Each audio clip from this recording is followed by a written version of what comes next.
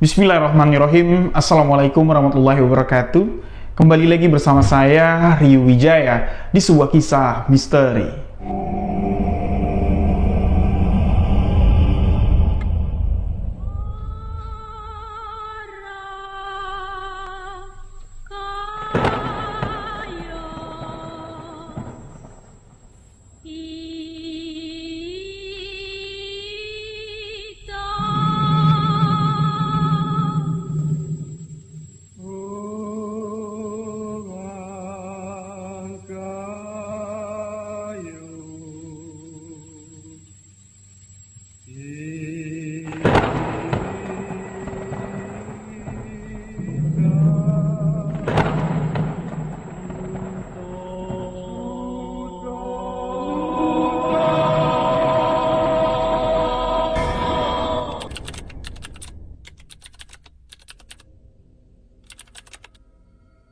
Terima kasih untuk sahabat yang telah mengklik video ini. Terima kasih untuk sahabat yang telah memberikan dukungan, memberikan support agar channel ini dapat berkembang. Untuk sahabat yang baru bergabung, baru mendengarkan kisah misteri yang saya ceritakan, sahabat boleh mengklik tombol subscribe, aktifkan notifikasi loncengnya, dan jangan lupa bagikan video sebuah kisah misteri ke akun sosial media sahabat-sahabat semua. Untuk lebih akrab dengan saya, sahabat boleh follow akun Instagram pribadi saya, Rio.Wijaya91, akun TikTok sebuah kisah misteri official, dan akun sosial media lain kaminya. Nah, di video kali ini, sahabat-sahabat, saya akan menceritakan satu kisah yang dibagikan oleh sahabat kita yang bernama Dwi. Beliau menceritakan sebuah kejadian yang cukup mengerikan. Apa itu? Simak selengkapnya hanya di segmen sebuah kisah misteri.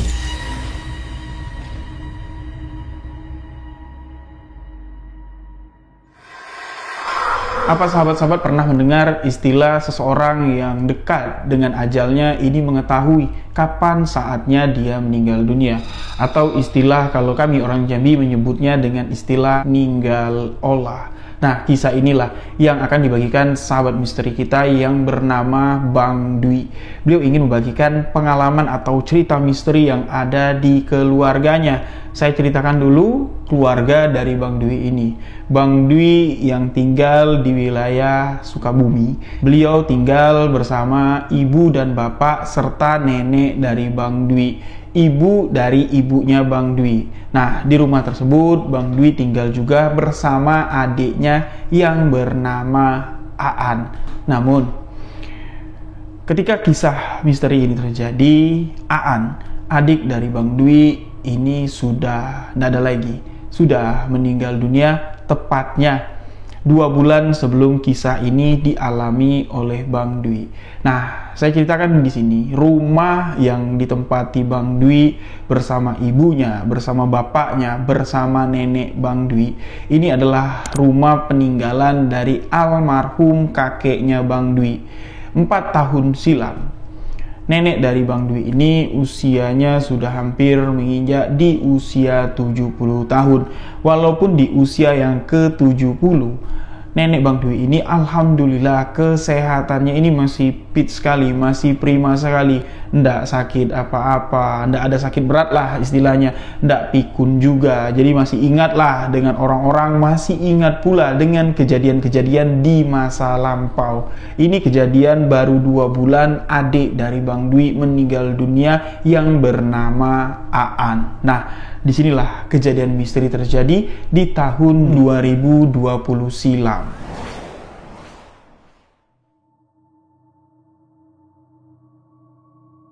Nah, di tahun 2020 silam, keluarga dari Bang Dwi ini ziarah ke makam almarhum adiknya Bang Dwi yang bernama almarhum Aan.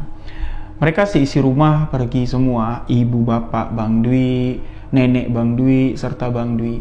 Makam tempat almarhum Aan dimakamkan ini ada di salah satu pemakaman umum yang ada di wilayah Sukabumi. Dan perlu diketahui sahabat-sahabat, Aan, adik Bang Dwi, ini meninggal dunia karena terjadinya kecelakaan ketika beliau sedang bermain-main di sungai.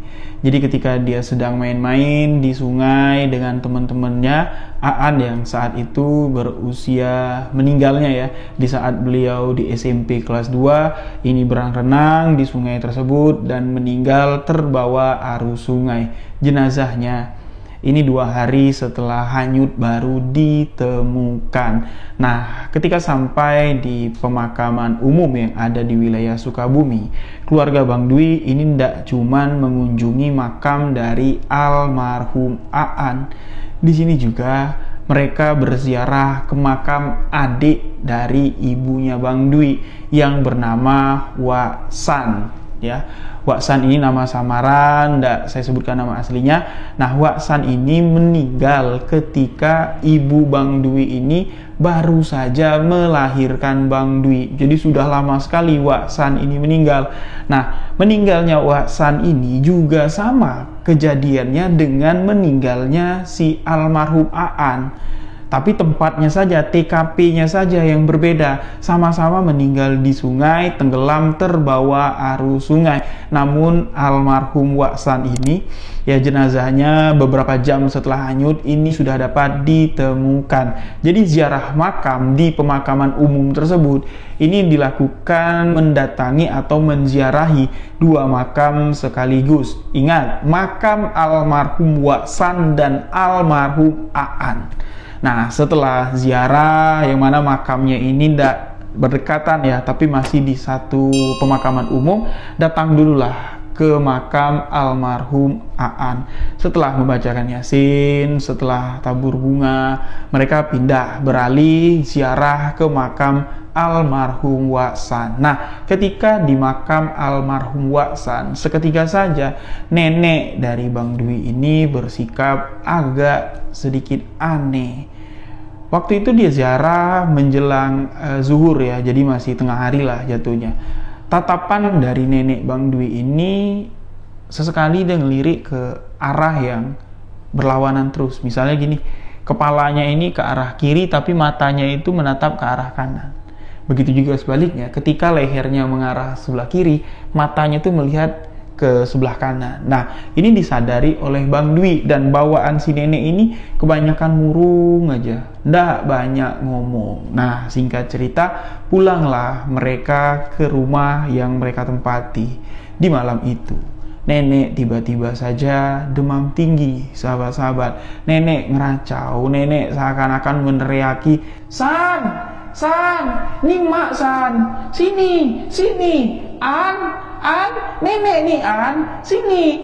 Dan seketika saja di malam itu, ketika nenek teriak-teriak, Bang Dwi bangun, kedua orang tua Bang Dwi juga bangun. Si nenek ini keluar membawa kain sarung dan handuk. Di tangan kanan sarung, di tangan kiri handuk. "Sini, sini dekat nenek, sini, dingin ya, dingin ya." Seakan-akan nenek ini ingin memberikan sarung dan handuk kepada seseorang yang disebutnya San dan Aan.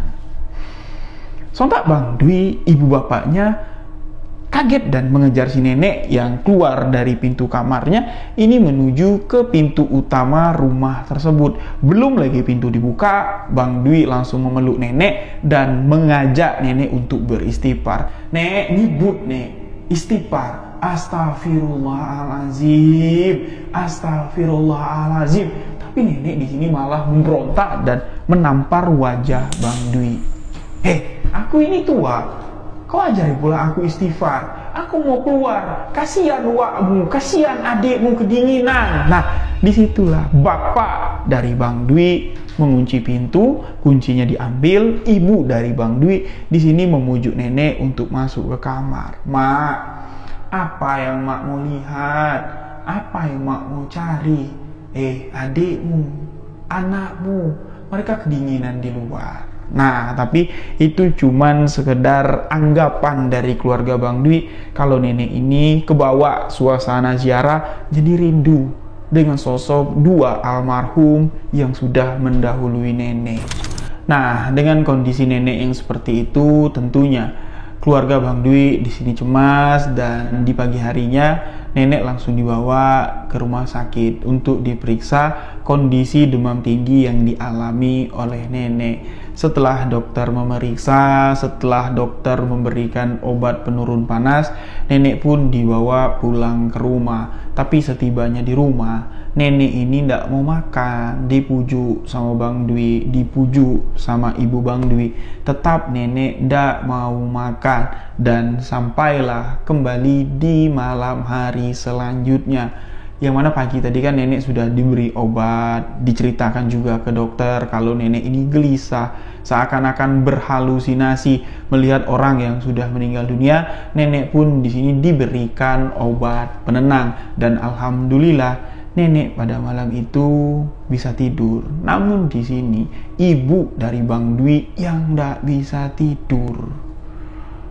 Selepas tengah malam, ibu Bang Dwi ini berniat untuk keluar dari kamar menuju kamar mandi untuk ngambil wudhu, untuk sholat sunnah malam, untuk sholat tahajud.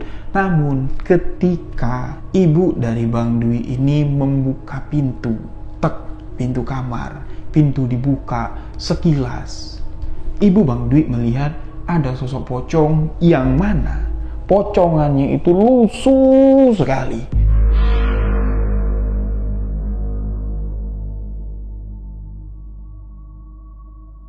Ditambah lagi, pocongannya itu basah.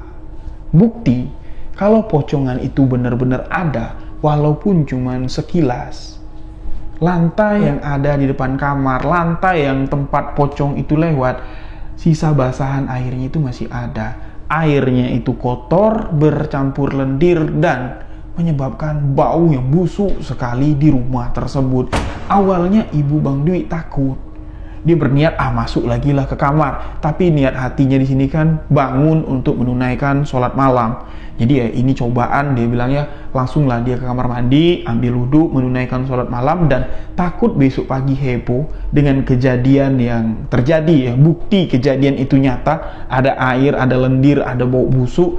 Ibu dari Bang Dwi selepas dia menunaikan sholat malamnya, langsunglah mukenanya diganti, ambil kain pel. Tengah malam ibu Bang Dwi ngepel, dan ketika ngepel tadilah sahabat-sahabat, dia merasa kok bulu tengkukku merinding. Semakin dibersihin, air bekas pocong itu lewat ya, kita katakan seperti itu saja lah. Ini semakin merinding dan baunya semakin menyengat, bau busuk. Dan sepintas lalu ketika ibu Bang Dwi ngepel, itu kan ada lemari kaca. Di dalam lemari kaca itu banyak isi foto, banyak isi keramik-keramik pajangan lah. Nah, salah satu keramik yang ada di dalam lemari itu masa iya bisa bergetar sendiri dan bisa berpindah tempat. Jadi ada guci kecil yang kayak gambar angsa ya, terbuat dari keramik. Nah, guci itulah ini bergesernya ke samping, kayak ada yang mindahin kayak gitu loh. Kalau memang ada getaran, pastilah semuanya bergetar, dan getarannya ini tidak ke samping, bisa-bisa jatuh malahan. Ini diperhatikan oleh ibunya Bang Dwi, loh kok malah getarnya atau bergeraknya ke samping, ini tidak wajar. Adalah diselesaikannya ngepel, dan ibu Bang Dwi kembali masuk ke kamar. Di dalam kamar dia tidak bisa tidur, dia terus zikir sesekali ya. Dalam lantunan zikirnya, ibu Bang Dwi ini terbayang wajah almarhum anaknya Aan dan almarhum saudara kandungnya yang bernama Waksan. Tidak tahu apa yang terjadi pada malam itu, namun di pagi harinya, nenek yang kemarin pagi itu demam tinggi, tiba-tiba saja ini kondisinya fit, malah nenek beraktivitas seperti biasa. Dia keluar dari kamarnya, langsung masuk kamar mandi. Ditanya ibu Bang Dwi, Mak mandi? Apa ndak meriang lagi? Ndak, aku udah sembuh, udah enakan. Keluar dari kamar mandi, nenek duduk, minum teh, sarapan sedikit, langsung keluar dia. Ngambil sapu, ngambil pengki, nyapu dia. Nah, melihat kondisi nenek yang sudah fit, sudah kembali segar, ndak halu lagi, keluarga itu pun mengucap syukur, dan aktivitas di rumah pada siang sampai sore hari berjalan normal seperti biasa. Namun kembali di malam harinya, Jatuhnya gangguan ketiga ya. Di malam ketiga, nenek kembali tengah malam mengejutkan seluruh anggota keluarga dengan perihal yang sama.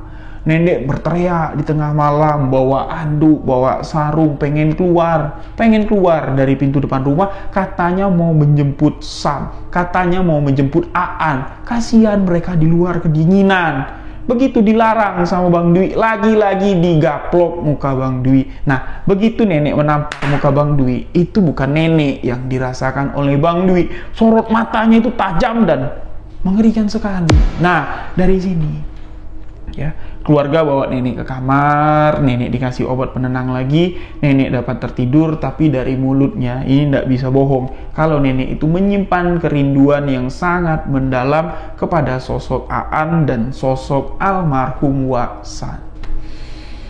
Di pagi harinya keluarga berembuk menanyakan kepada orang pintar lah, kiai yang ada di kampung itu, apa yang sebenarnya terjadi. Atau jangan-jangan ini perihal ketempelan ketika kami ziarah. Pak Kiai mengatakan, ya tidak mungkinlah ada arwah yang sudah meninggal lama sekali ini mendatangi untuk nempelin ibunya sendiri, ini jauh sekali.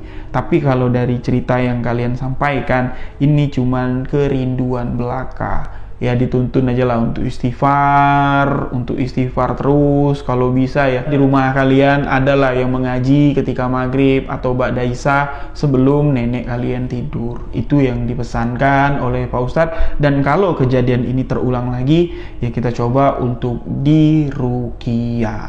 Nah, jadi selesai pembicaraan dengan Pak Ustadz di malam itu, pas di malam Jumat. Ibu dan bapaknya Bang Dwi ini mengatakan kepada Bang Dwi, "Wi, ibu sama bapak malam ini mau yasinan. Bos kantor bapak itu dia baru pindah rumah. Bapak diundang, kami diundang semua untuk yasinan. Nah, rencana kalian tuh kami bawa juga. Bapak mau bawa nenek sama kamu juga. Tapi berhubung nenek kamu kondisinya lagi tidak stabil, kamu tunggu di rumah ya, jagain nenek." Bang Dwi sama sekali tidak ada rasa takut, tidak ada rasa curiga. Ya sudah, pergilah Bu, pergilah Pak. Ibu sama bapak balik agak malam mungkin. Ya tidak apa-apa, biar aku jagain nenek. Jangan lupa kasih nenek obat, kata ibunya Bang Dwi. Obat dalam tanda kutip, obat yang diminum nenek ini ada obat penenangnya biar nenek ndak berhayal lagi, ndak berhalusinasi lagi. Nah, jadi sebelum maghrib berangkatlah ibu dan bapak dari Bang Dwi pergi ke tempat bosnya yang mengadakan acara yasinan. Dan aneh, ini kejadian misteri yang boleh dikatakan ya kompleks terjadi, dan ini memang ya cukup mencekam. Jadi gini, sebelum maghrib, ibu dan bapak dari Bang Dwi ini itu sudah berangkat. Nah, menjelang maghrib atau pas maghrib lah, ya, ibu bapak Bang Dwi ini kabarnya itu sudah sampai di rumah bosnya yang yasinan. Selepas maghrib, yasinan pun dimulai. Nah, ketika yasinan nila, jadi kan yasinan itu bapak-bapak biasanya di ruang depan, ibu-ibu di ruang belakang, dipisah, ndak di satu tempat ya.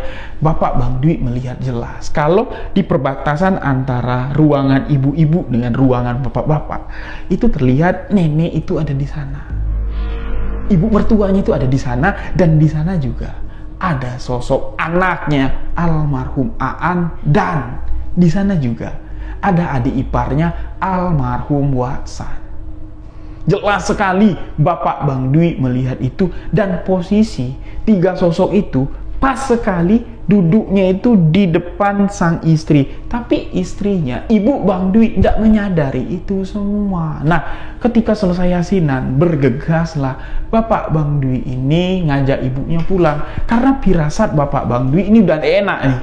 Loh, kok pas baca yasin aku kebayang wajah mereka bertiga, ada apa sama ibu. Nah, sedangkan ketika ditelepon ya, Bang Dwi ini tidak ngangkat telepon, baik itu telepon rumah maupun telepon genggam atau handphone yang dimiliki Bang Dwi. Dan ternyata ketika di rumah, satu kejadian yang menakutkan dialami oleh Bang Dwi. Jadi ketika ibu bapaknya izin dia pergilah ibu bapaknya. Bang Dwi sholat maghrib, dan setelah sholat maghrib nenek tadi diajak makan malam sama Bang Dwi. Makan malam lah, normal masih si nenek ini. Bang Dwi bertanya sama nenek, "Nek, apa yang nenek rasakan sekarang?" "Nggak ada, Wi. Nenek baik-baik saja.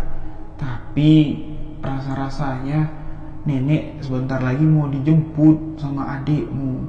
Nenek sebentar lagi mau dijemput lagi sama waksamu. Kasihan, Wi. Mereka tuh kedinginan. Nenek kepingin sekali meluk mereka." Nenek kok ngomong kayak gitu?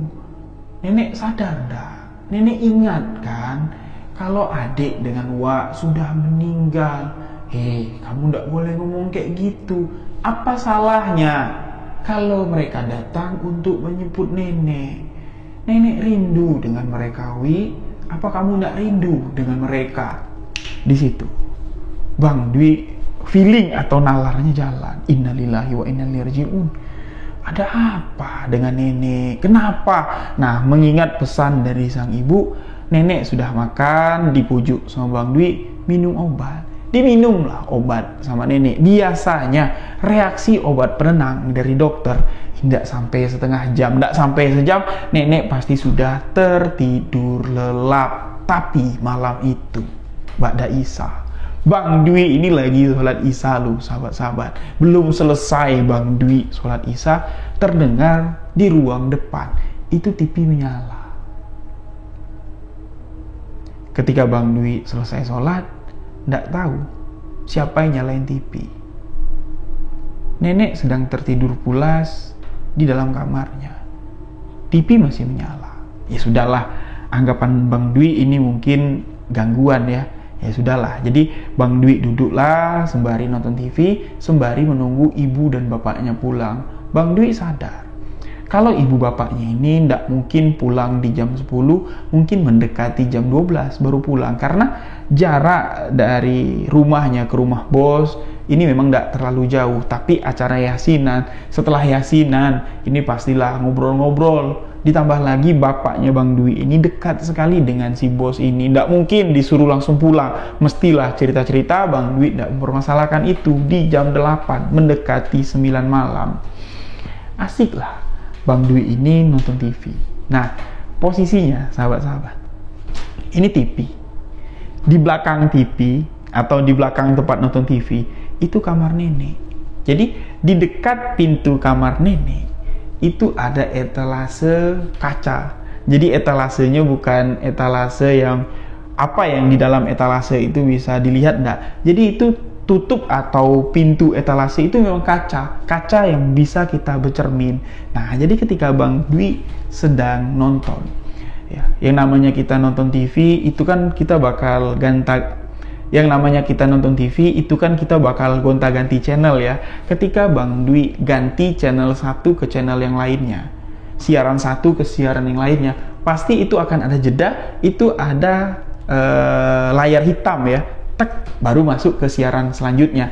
Ketika Bang Dwi ini mengganti channel, sekilas ketika ada layar hitam, otomatis TV itu bisa kita bercermin di situ. Nah, cerminan dari Bang Dwi itu pantulan dari kamar nenek dan pantulan dari belakang dari kaca etalase. Apa yang dilihat Bang Dwi? Jelas terlihat di layar TV, pantulan dari kaca belakang itu ada 3 sosok yang berdiri pas di depan pintu kamar nenek. Nenek di tengah-tengah. Di sebelah kanan itu ada pocong yang persis wajahnya seperti almarhum Aan, adik dari Bang Dwi, dan di sisi sebelahnya itu ada pocong dengan wajah yang persis wajah almarhum Waksan. Pocong itu dirangkul oleh nenek. Sontak melihat itu, Bang Dwi melihat ke belakang tapi tidak ada apa-apa. Bang Dwi berpikir, ini cuma bayanganku saja. Ya sudah, teruslah Bang Dwi nonton TV. Dan tiba-tiba saja TV yang ada di hadapan Bang Dwi mati. Ketika TV mati, layarnya hitam tanpa Bang Dwi matiin. Sontak di situ kembali ada gambaran yang terlihat. Pantulan dari layar TV memantulkan apa yang ada di belakang Bang Dwi. Pantulan dari cermin yang ada di belakang Bang Dwi itu pun turut masuk ke layar TV yang sedang mati. Apa yang dilihat Bang Dwi? Pintu kamar nenek itu terbuka, persis kembali seperti bayangan sebelumnya. Ada 3 sosok yang berdiri. Sosok nenek di tengah, di sampingnya ada almarhum Aan, di sampingnya ada almarhum Wasan. Ketika Bang Dwi menoleh ke belakang, di situ ada sosok nenek. Di situ ada sosok nenek yang sedang berdiri, namun kedua sosok pocong itu tidak ada, sahabat-sahabat. Pintu kamar nenek persis terbuka. Nenek yang berdiri di belakang Bang Dwi dengan tatapan kosong, dengan wajah yang begitu pucat, membuat Bang Dwi merinding. Bang Dwi lantas berdiri, memapah nenek duduk di kursi sofa. Bang Dwi menanyakan kepada nenek, "Nek, kok nenek bangun? Keganggu ya sama Dwi yang nyetel TV? Kebesaran ya volumenya?" Nenek tidak menjawab. Nenek kok kayak gini? Nenek kok kayak gini? Nenek kok kayak gini? Nenek kenapa? Nenek jangan nakut-nakutin Dwi. Dwi tadi ngelihat ada 2 sosok pocong. Mirip wajahnya dengan Aan dan Wasan. Nenek ngelihat itu juga ya. Nenek diganggu sosok itu ya. Ngebangunin nenek ya. Neneknya menoleh ke Dwi dan mengatakan, "Mereka datang, Wi. Mereka datang ingin menjemput nenek." Dan percaya ndak percaya, sahabat-sahabat, ketika nenek mengatakan itu, di bagian dapur, rak piring itu jatuh. Rak! Sontak Bang Dwi mengucap, "Astagfirullah, ya Allah, Allahu Akbar." Bang Dwi ketakutan menggigil, sedangkan nenek ketawa. Percaya kan kamu? Kalau mereka datang ingin menjemput nenek, antarkan nenek ke dalam, Wi. Nenek mau tidur. Nah, karena Bang Dwi ini ketakutan, diantarlah nenek ini ke dalam kamarnya. Karena Bang Dwi takut mau tidur di kamarnya sendiri, ibu bapak belum pulang, Bang Dwi pun tidur di kamar nenek. Tapi Bang Dwi tidak tidur seranjang sama nenek, tapi Bang Dwi tidur di bawah. Dan apa yang terjadi pada malam itu? Bang Dwi tentunya tidak bisa tidur loh, sahabat-sahabat. Dia panik. Ya dia nunggu nih, suara mobil datang berarti ibu bapak pulang. Tapi suara mobil itu tidak datang-datang. Dia semakin takut dan ya nenek ini suaranya di atas ranjang tuh kayak sepintas kita mendengar kayak orang tertidur lelap ya, sahabat-sahabat. Tapi fakta atau kenyataannya enggak. Tanpa Bang Dwi sadari, itulah masa-masa nenek ini mengalami sakaratul maut. Nah, sampai di mana suara nenek ini tidak terdengar lagi, Bang Dwi menganggap kalau nenek sudah tertidur pulas. Baru saja Bang Dwi ini mau memejamkan mata, suara mobil terdengar. Bang Dwi langsung bangun, membuka pintu, dan ketika masuk, ibu bapak Bang Dwi bertanya, "Nenekmu mana?" Ada, nenek sedang tidur." Nah, ada bu, nenek sedang tidur. Nah, ibu Bang Dwi, bapak Bang Dwi ingin ngecek, betul dak neneknya sedang tidur. Ketika ibu bapak Bang Dwi masuk ke kamar, dia melihat wajah nenek sudah pucat dengan mulut menganga dan mata terbuka. "Wi, yakin nenekmu tidur, Wi? Wi, nenekmu itu, Wi." Dilihat, dicek, ternyata nenek sudah meninggal dunia. Tuliskan di komentar apa yang sekiranya dirasakan oleh Bang Dwi. Innalillahi wa inna ilaihi raji'un, sahabat-sahabat. Kita tidak tahu kapan ajal datang menjemput dan tidak tahu caranya gimana. Apakah ini ada kaitannya dengan 2 sosok pocong yang dilihat Bang Dwi, kejadian mengerikan di malam itu, dan apa yang dikatakan oleh nenek? Mereka datang ingin menjemput nenek. Melihat itu, paniklah ibu dan bapak Bang Dwi. Satu persatu tetangga yang ada di rumah di malam itu, di jam 10:30 malam, datang untuk melayat, dan Bang Dwi pun menceritakan apa yang terjadi, apa yang dialaminya. Bapak Bang Dwi pun mengaitkan kejadian ini semua, diceritakan kepada Pak Ustadz. Pak Ustadz hanya dapat mengatakan takdir, kematian tak dapat kita yang menentukannya.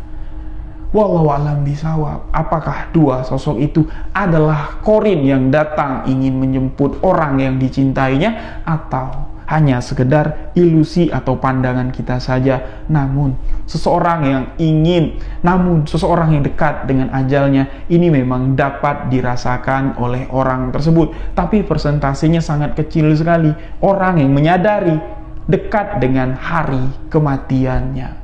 Dan di malam kepergian almarhum nenek Bang Dwi itu tidak terjadi apa-apa lagi. Di sini hanya Bang Dwi bertanya-tanya di dalam dirinya dan menanyakan kepada saya. Makanya beliau menceritakan kisah ini kepada saya. Bang Rio, apakah ini adalah kutukan dari keluarga kami? Karena kronologi kematian dari adik saya dengan wak saya ini sama-sama meninggal tenggelam di sungai. Dan kenapa? Mereka datang untuk menjemput almarhum nenek saya, almarhumah nenek saya. Dan Bang Dwi mengatakan di sini, kematian Wak Sam di masa lalu, kematian almarhum adiknya di masa lampau, ini ndak ada lah cerita-cerita horor, ndak ada yang melihat kalau mereka ini ngasau atau gentayangan, ndak.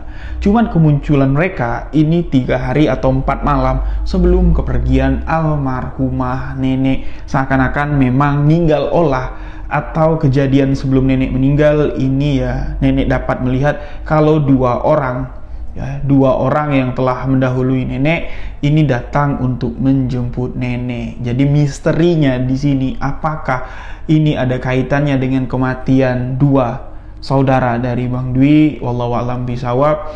Ini hanya sebuah kisah misteri yang dialami Bang Dwi, yang diceritakannya berdasarkan kisah nyata yang telah beliau alami. Jadi demikianlah sebuah kisah misteri kali ini. Jika ada salah kata, salah ucap dalam penyampaiannya, saya mohon maaf. Ingat sahabat-sahabat, takdir kematian pasti datang. Tidak tahu dengan cara apa kita akan pergi meninggalkan dunia ini. Persiapan kematian kita dengan takwa, dengan keimanan. Saya Rio Wijaya, wabillahi taufiq wal hidayah. Wassalamualaikum warahmatullahi wabarakatuh. Salam sebuah kisah misteri.